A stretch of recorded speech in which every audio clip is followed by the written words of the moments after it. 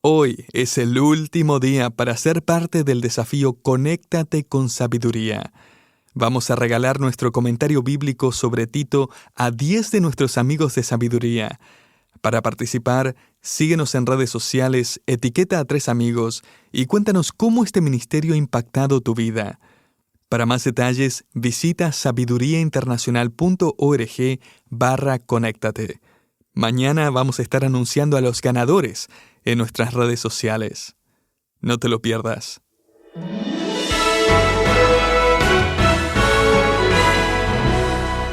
El dinero ocupa un lugar importante en nuestras vidas.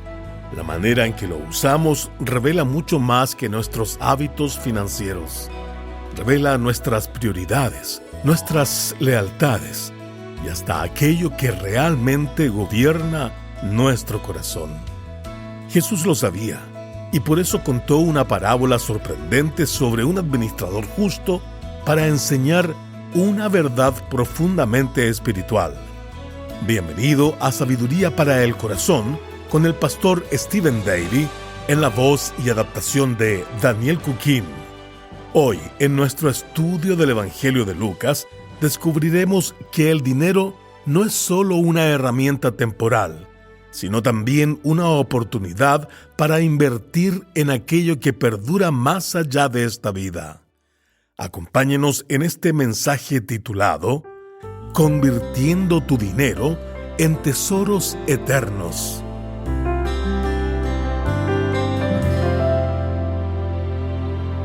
Hace un par de meses estaba viendo por televisión un partido de fútbol americano, un encuentro decisivo de cara a la postemporada, y durante toda la semana se había hablado mucho de ambos equipos. Todos sabían que era un duelo intenso, especialmente entre los dos mariscales de campo. Pero en el primer encuentro ocurrió algo inesperado. Un jugador defensivo tacleó a un rival, se puso de pie, dio unos pasos y de pronto se desplomó sobre el campo. De inmediato quedó claro que no se trataba de una lesión común.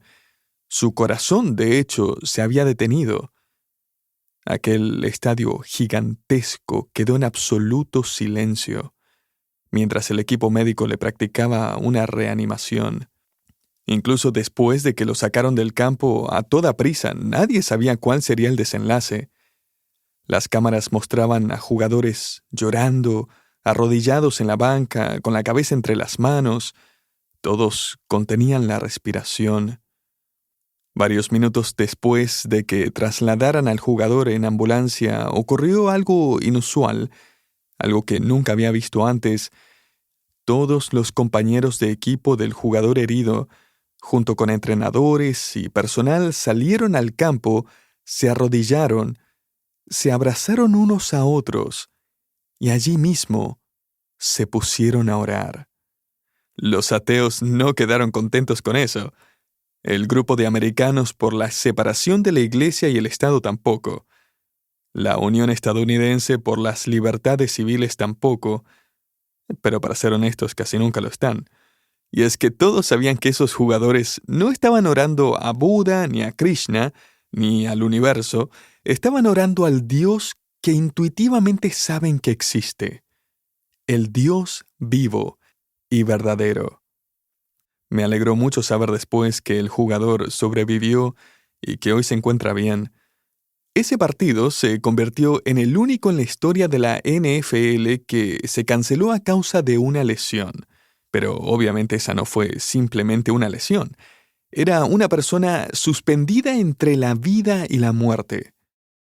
Sinceramente, la reacción del equipo me impactó profundamente y me animó. Fue como si una especie de claridad invisible descendiera sobre todos. En una sola palabra, perspectiva. Las prioridades cambiaron y se ubicaron correctamente. Se reconoció a Dios, hubo compasión por los demás, seriedad, oración. El destino de una persona pendía de un hilo, y todos lo sabían. Y a la luz de eso, nada más importaba. Ese es precisamente el tipo de perspectiva eterna que el Señor va a exhortar a sus discípulos a adoptar. Y para lograrlo, el Señor va a hablar de un tema en el que todos suelen concentrarse. En este caso se trata del dinero. Y quizá te parezca extraño que el Señor fomente una perspectiva eterna y un sentido de urgencia acerca de la vida, hablando precisamente del dinero. Pero mientras más lo pensaba, más sentido tenía. Y es que la prioridad de una persona puede medirse por la forma en que usa sus posesiones. O sea, ¿hay algo que realmente importa en tu vida? ¿Algo que consideres verdaderamente urgente? Esa urgencia siempre se traduce en cómo inviertes tu dinero.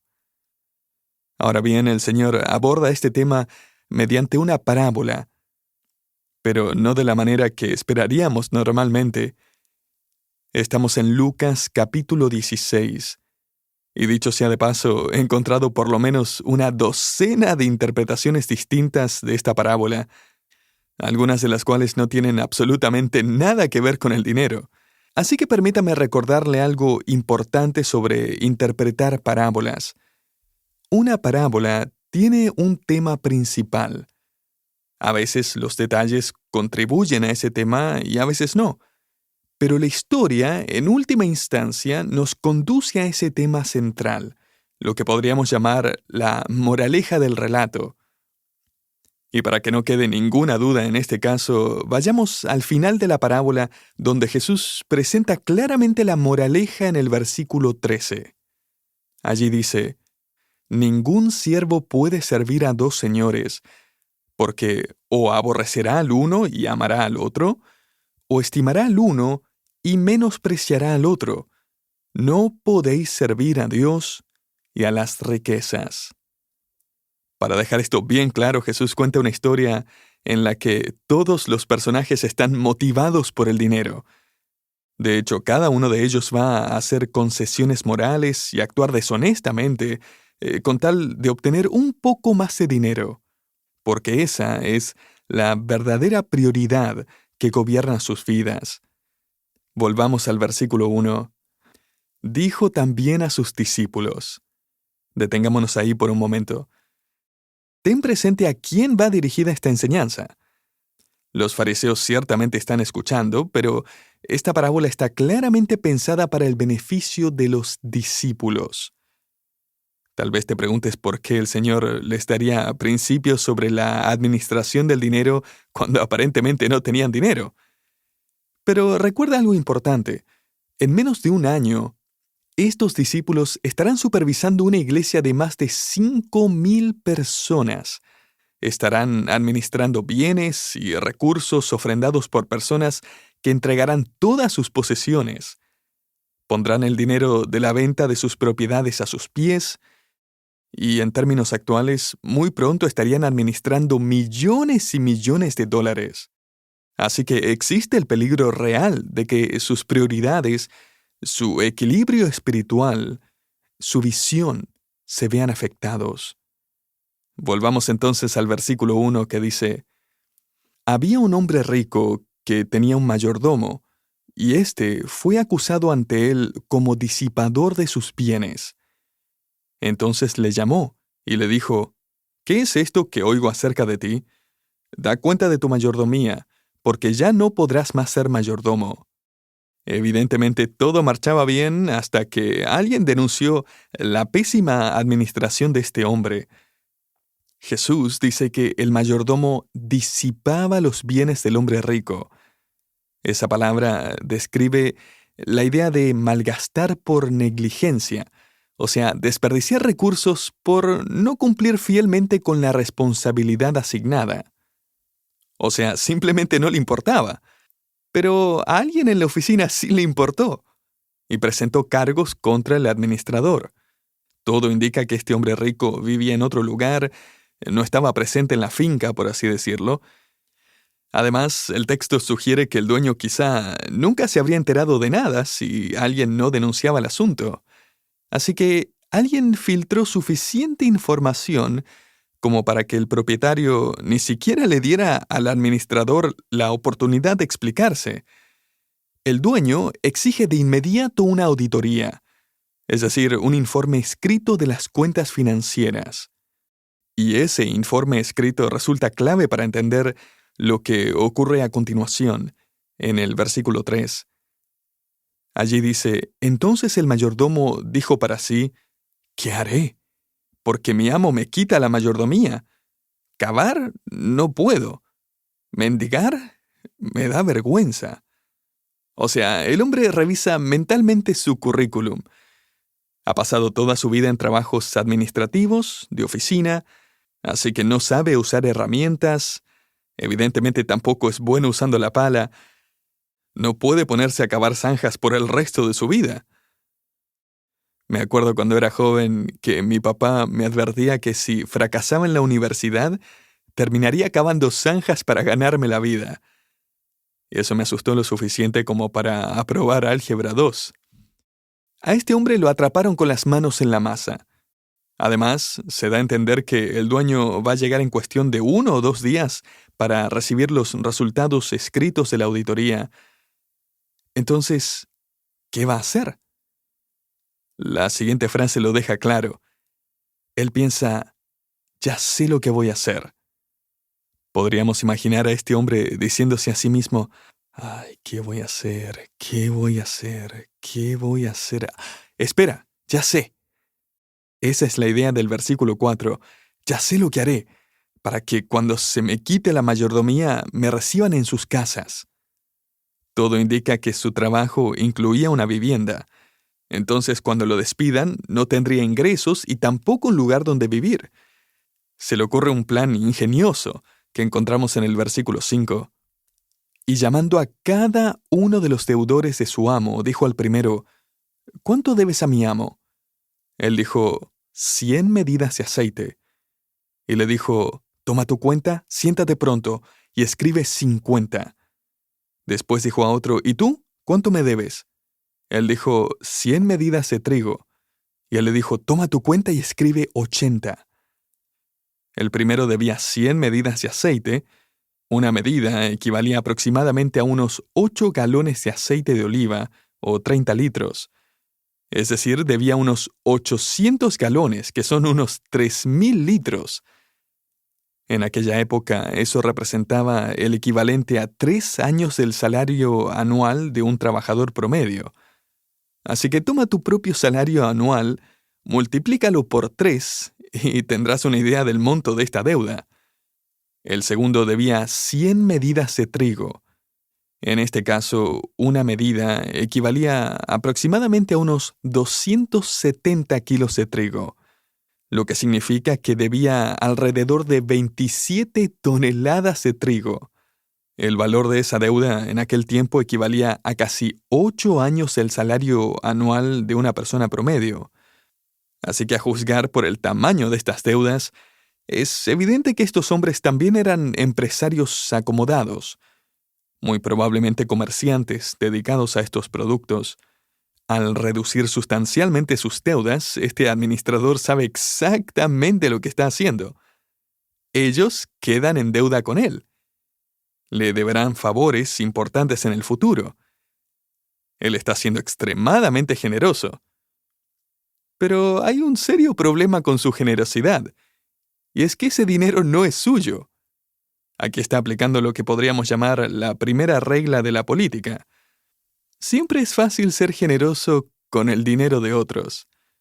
El administrador llama a estos hombres uno por uno, lo cual da a entender que no hay testigos. Les propone un trato para arreglar los libros, por así decirlo, maquillar las cuentas. Hay muchas formas de decirlo, pero en un tribunal eso se llamaría malversación de fondos. Él está apropiándose indebidamente de los recursos de la empresa. Y no pases por alto este detalle. Este plan no va a funcionar a menos que estos hombres estén dispuestos a sentarse y redactar facturas falsas, las cuales el administrador va a intercambiar en los archivos por las facturas reales. Y eso es exactamente lo que hacen. Quiero decir, ¿no es este un plan brillante? Desde su perspectiva, ellos quedan encantados con este administrador, lo adoran. Pero, ¿qué pasa con el hombre rico? Él se va a enterar. De hecho, justo en ese momento aparece. ¿Y qué hace? Versículo 8. El amo alabó al mayordomo malo por haber hecho sagazmente. Ahora, él debía mandarlo a arrestar, no felicitarlo. Y también deberían haber arrestado a los clientes que estafaron a su empresa por muchísimo dinero en pérdidas. Pero no hace nada de eso. Más bien, él hace la vista gorda y, en esencia, le dice al administrador: «Eres realmente astuto. ¿Qué tipo tan listo?» Él no está furioso, no ordena una investigación. Evidentemente, también está satisfecho. Y es que, desde su punto de vista, lo que pudo haber sido una pérdida total por deudas incobrables, ahora se convierte en una ganancia inmediata, de al menos la mitad del dinero en efectivo. El resto lo registra como pérdida empresarial y paga menos impuestos. Le gusta ese plan. Ahora bien, muchos leen esta parábola y asumen que Dios es injusto, que debería condenar a este malversador en lugar de elogiarlo. Pero escucha bien, en ningún momento este hombre rico representa a Dios. No, él representa a los hijos de este mundo. Es un retrato de lo que significa ser igualmente astuto, igualmente devoto al dinero, e igualmente dispuesto a hacer la vista gorda y comprometer el carácter con tal de obtener un poco más de dinero. Y con este giro sorprendente en la historia, Jesús comienza a presentar su aplicación. Permítame expresarla en forma de 4 principios. Estos son 4 principios que nos ayudarán a ser mejores administradores de lo que Dios nos ha confiado. El primero es este: sé estratégico con las oportunidades que tienes. En la segunda parte del versículo 8, Jesús dice: porque los hijos de este siglo son más sagaces en el trato con sus semejantes que los hijos de luz. Ahora, Jesús no está elogiando a este hombre ni está sugiriendo que encontremos alguna forma creativa de robar dinero para luego donarlo al fondo de construcción de la iglesia. Él no está promoviendo el robo, pero él nos está llamando a ser astutos. Es decir, no seas ingenuo. Observa cómo los hijos de este mundo piensan estrategias para impulsar su agenda. Observa cómo, con tanta creatividad, convencen a otros de seguirlos. Mira a este administrador. Está usando toda su inteligencia, su astucia, su energía, su creatividad, su sentido de urgencia para beneficiarse a sí mismo. La pregunta, entonces, es inevitable. ¿Qué estamos haciendo nosotros, como hijos de luz? ¿Qué pasaría si fuéramos tan intencionales, tan ingeniosos, tan creativos, tan urgentes en la obra del Evangelio como los inconversos lo son para ganar dinero? Nuestra prioridad no debe ser el dinero, nuestra prioridad debe ser la eternidad. Ese es el enfoque del Señor aquí. Observa el versículo 9. Y yo os digo. En el idioma original, la expresión es más fuerte aún. Podría expresarse algo así como: yo mismo les digo ahora. O sea, este es un llamado directo, personal. Puedes imaginar al Señor mirando a los ojos a cada uno de sus 12 discípulos y diciendo: esto que voy a decir ahora es para ti. Sé estratégico con las oportunidades que tienes. Ahora, el segundo principio es el siguiente: sé intencional con el dinero que tienes. Versículo 9. Y yo os digo, ganad amigos por medio de las riquezas injustas, para que cuando éstas falten, os reciban en las moradas eternas. Podrías escribir al margen de tu Biblia, junto a la expresión riquezas injustas, las siguientes palabras: riquezas mundanas o riqueza terrenal. Era una frase común que se usaba para referirse al dinero que pertenece a este sistema mundano, marcado por la injusticia. Es la moneda de este mundo. O sea, el dinero que recibes por tu trabajo pertenece al sistema de este mundo pecador. Y llegará el día en que no va a servir para nada. Cuando venga Cristo a reinar sobre la tierra, y el oro, por ejemplo, llegará a ser algo tan común que servirá como pavimento. Se usará como asfalto para las calles de oro en los nuevos cielos y la nueva tierra. Así que lo que tienes hoy aquí, cualquier riqueza que Dios te haya permitido ganar ahora, inviértela con intención, úsala, dice Jesús, para hacer amigos para la eternidad. En otras palabras, usa esos recursos para alcanzar personas, de modo que un día, en el cielo, tu morada eterna, como la llama Jesús, te encuentres con personas que serán tus amigos para siempre. Déjame decirte algo. Algunos de tus mejores amigos serán personas en el cielo que aún no conoces, pero estarán allí porque invertiste tus recursos y capacidades con sacrificio en su futuro eterno. Entonces, ¿por dónde comenzamos? Jesús dice, comienza con algo pequeño. Para ser un administrador más sabio y fiel delante del Señor, número 1, sé estratégico con las oportunidades que tienes. Número 2, sé intencional con el dinero que tienes. Y ahora, el número 3, sé fiel sin importar cuánto tengas. El versículo 10 dice, el que es fiel en lo muy poco, también en lo más es fiel. Y el que en lo muy poco es injusto, también en lo más es injusto. Pues si en las riquezas injustas no fuisteis fieles, ¿quién os confiará lo verdadero? Y si en lo ajeno no fuisteis fieles, ¿quién os dará lo que es vuestro? Querido oyente, muchas veces pensamos que si tuviéramos mucho dinero, entonces allí demostraríamos cuán importante es Cristo para nosotros. Pero en realidad, todo comienza cuando no tienes mucho y aún así das lo que puedes.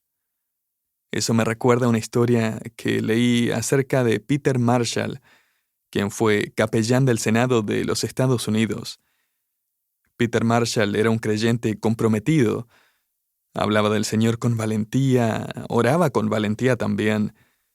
Un día, un senador se le acercó y le pidió que orara por él. Peter le preguntó, ¿y por qué quieres que ore? A lo que el hombre respondió, quiero que ore para que Dios me ayude a dar al menos el 10% para su obra. Cuando ganaba $50,000 al año, podía dar al Señor al menos 5,000, pero ahora que gano 500,000 al año, dar 50,000 al Señor es demasiado dinero. ¿Podría orar por mí? Peter le respondió, claro que sí. Oremos ahora mismo. Inclinaron la cabeza y Peter oró, Señor, por favor, reduce el salario de este hombre para que pueda volver a dar. Así es como podemos convertirnos en mejores administradores. Sé estratégico con las oportunidades que tienes. Sé intencional con el dinero que tienes. Sé fiel, sin importar cuánto tengas. Y uno más. Número 4. Sé honesto con los sueños que tienes. Versículo 13. Ningún siervo puede servir a dos señores, porque o aborrecerá al uno y amará al otro, o estimará al uno y menospreciará al otro. No podéis servir a Dios y a las riquezas. Querido oyente, ¿qué es lo que realmente anhela tu corazón? Mira, el dinero no es el problema. El problema es la devoción al dinero. Lo que posees no es el problema es lo que te posee a ti. Cuando las cosas de este mundo dominan tus sueños y deseos, estás enfocándote en algo demasiado temporal. Jesús les dice a sus discípulos que entreguen su devoción a las cosas eternas. Esto es algo que he observado a lo largo de mi vida y ministerio. Las personas que son devotas al dinero van a querer usar a Dios para que les dé más dinero. Pero las personas que son devotas a Dios van a querer usar su dinero para la gloria de Dios. El dinero puede ser una trampa, una prueba, un examen. Pero Jesús está diciendo aquí que el dinero también puede ser una herramienta que administradores sabios pueden usar para tocar la vida de otras personas por causa del Evangelio. Esta parábola me recordó una antigua canción que dice así: soñé que fui al cielo, te pude allí encontrar, las calles de oro caminé junto al mar de cristal. De pronto escuchamos que alguien te llamó. Un hombre joven era que sonriendo se acercó. Me dijo: no sé si ahora te acuerdas de mí, mas fuiste mi maestro en la iglesia que asistí. Tenía 8 años, te prestaba atención y un día a Jesucristo acepté en mi corazón. Gracias por darme al Salvador. Todo en mi vida cambió. Gracias por darme al Salvador. Soy feliz en su amor. Luego otro hombre se acercó. Con emoción habló: tiempo atrás un misionero tu iglesia visitó. Aunque no tenías mucho, tu ofrenda recibió. Usó Dios lo que diste, y por eso aquí estoy. Se acercaron más y cada uno contó cómo en sus vidas fuiste una bendición. Cosas que en la tierra nadie observó, la eternidad las manifestó. Gracias por darme al Salvador. Todo en mi vida cambió. Gracias por darme al Salvador. Soy feliz en su amor.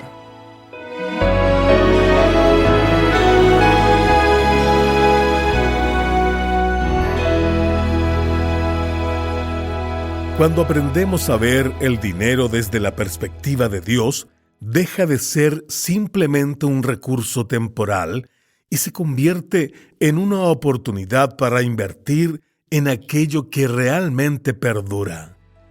Gracias por acompañarnos en Sabiduría para el Corazón, una producción del Ministerio Sabiduría Internacional. Hoy escuchaste el mensaje titulado Convirtiendo tu dinero en tesoros eternos. Si deseas encontrar más enseñanzas bíblicas como esta, te invitamos a visitar sabiduriainternacional.org, donde podrás acceder a todos nuestros programas, estudios y recursos diseñados para ayudarte a crecer en tu caminar con el Señor. Soy Hugo Zúñiga y nos encontramos en el próximo programa de Sabiduría para el Corazón. Bendiciones.